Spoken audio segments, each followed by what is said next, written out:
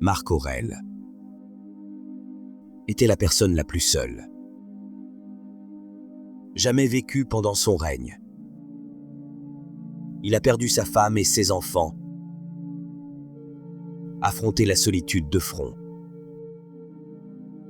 Mais face à l'isolement, il n'a pas découvert le désespoir, mais opportunité. Pour Marcus, la solitude n'était pas sur l'absence des autres, mais de sa relation avec lui-même. Il a embrassé l'idée.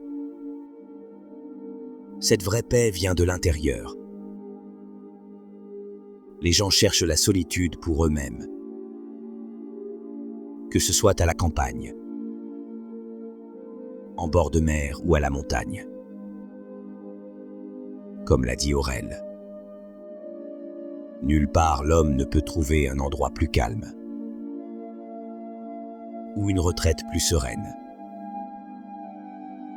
que dans sa propre âme.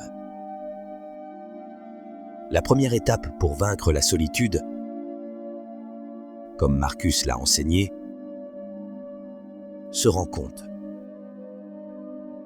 que notre perception façonne notre réalité. Percevoir la solitude comme un ennemi, c'est en faire un ennemi. Mais si nous y voyons une chance de croissance,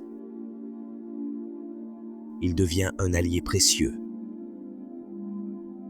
Dans les moments de solitude la plus profonde, Marcus s'est engagé dans un profond dialogue intérieur, reflété dans ses méditations. Méditation est une œuvre. Ce n'était pas seulement un guide personnel, mais contenait la formule la plus efficace dans l'histoire pour surmonter et correctement en utilisant la solitude. Comme il l'a écrit, regarde bien en toi. Il y a une source de force qui surgira toujours, si tu le veux. Regarde toujours là. La solitude n'est pas un piège, mais un chemin qui développe votre force intérieure. Donc, voir la solitude comme quelque chose de négatif est semblable à limiter notre désir pour devenir meilleur et plus fort.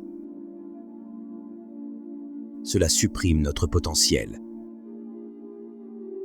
au nom d'une norme sociale. Cela exige une compagnie constante. Si notre objectif est de nous améliorer, nous devrions accueillir solitude, cherchez-le et reviens-y. Encore et encore en cas de besoin. Il est en votre pouvoir de vous retirer quand vous le désirez. La tranquillité parfaite à l'intérieur consiste dans le bon ordre de l'esprit, votre propre domaine, dit Aurelius. Pour lui, la solitude n'était pas le destin, mais un chemin.